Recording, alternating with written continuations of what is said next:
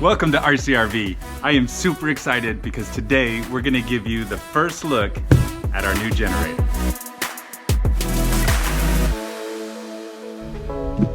Now we bought this generator in preparation for our Thanksgiving trip where we're gonna be doing extended boondocking. Comment below, do you like unboxing videos or do you just like people to get to the point? Because if you don't like unboxing videos, you're gonna love this. RCRV unboxing. That's the way every unboxing should be. So this is a Powerhorse 4500 watt generator we got from Northern Tool and Equipment. Now, I've done a lot of research on inverter generators and I was really settled on getting a Predator from Harbor Freight. 3500 watt peak and 3000 watts running, it would pretty much cover what we need to use for our rig. However, through my research, I found this model. Now this Powerhorse is 4500 watts peak and 3500 watts running. I mean, who doesn't want more power? But through my research, what I've discovered is that this is the exact same thing as a Predator.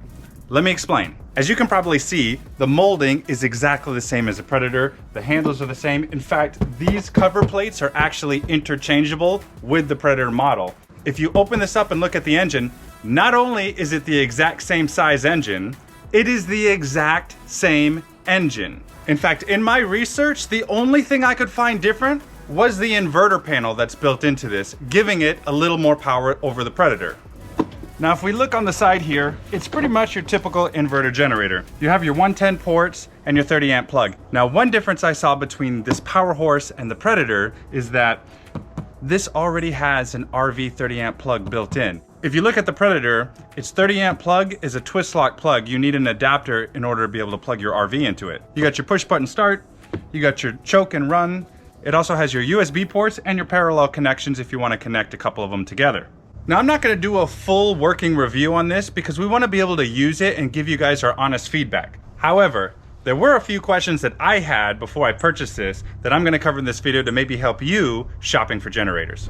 So the first question I had was, will it fit in our truck? Not only underneath the bed rails, but will it fit with our hitch? Now we use an Anderson Ultimate hitch, and while the hitch ball itself doesn't take any room, when the base is in your bed of the truck, it actually takes up quite a bit of room. And my concern was, can I fit this generator in the bed of the truck with the Anderson hitch? So we're going to answer that right now.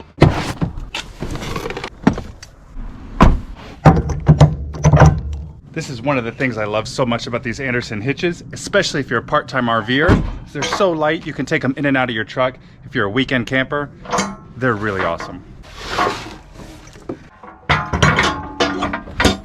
Look at that. All right, so it fits. I actually have a couple inches of clearance here. Now you can see the generator fits below the bed rails, which is great. Now we have a 2019 F350 short bed, so it does fit below the rail line and it does fit in front of the Anderson hitch closest towards the cab. Now the space between the hitch and the tailgate is a couple inches longer, but I'm gonna move it there just to show you that it'll still be able to work in either location. Now on the back side there is plenty of space. In fact, there's so much space you can actually take this and turn it sideways and you still have room between the generator and the hitch. I'm not really sure which location is going to be better because we've never owned a generator before. This is our first one.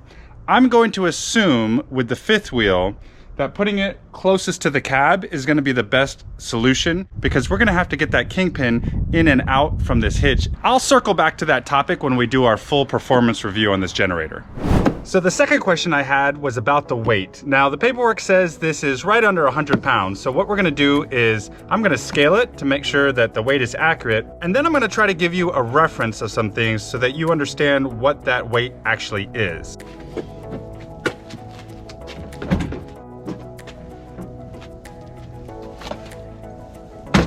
Always lift with your back, not with your legs.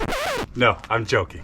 So overall impressions, it's 100 pounds. I guess depending on your physical fitness level, 100 pounds could be a lot, or it could be 2 bags of dog food for Harley.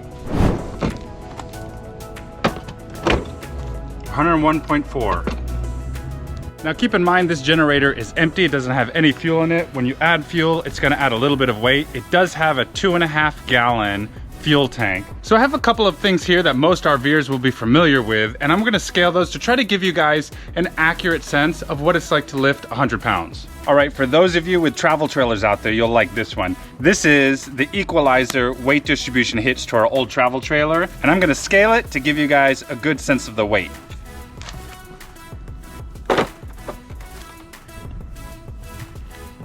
$51.6. So it's about half the weight of the generator. So if you happen to have a couple of these weight distribution hitches laying around, pick one up in each hand and that should give you a pretty accurate sense of how much this generator weighs. Something else most weekend warriors should be familiar with, 6-pack of Kirkland gallon water jugs.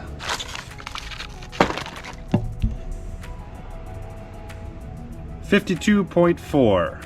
So that's our first look at the Powerhorse 4500 watt inverter generator. I hope scaling some of these items help kind of give you guys a good sense of how much this thing weighs and what it's like to lift it up. Right now, I'm getting ready to put some oil in it, fill it full of fuel, and start the break-in procedure. Now, this video is not going to be a tutorial about how to change the oil.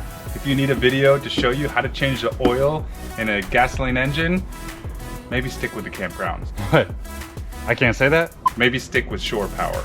Maybe it's time to look into solar. No, I'm joking. When we get back from our trip and after we've been able to use this for a while, we're gonna circle back and do an actual review video on how it performs. If you guys have any questions of something I may have left out, leave it in the comment section. I'd be happy to answer it for you. And in the meantime, we'll see you out there. Okay, I can't stop the video without actually letting you hear this thing run. I don't know if you can really get a sense of how quiet this thing is. The microphone on these cameras, they pick up a lot and it's really hard to judge sound levels. What I can tell you is that this thing is quieter than any video that I've seen. I can't explain my excitement, but it's amazing. This thing is super quiet. I know everybody says that in their videos, but you really cannot get a sense of how quiet this thing is from a video because the microphones on these cameras pick up everything. I'm pretty happy with this thing.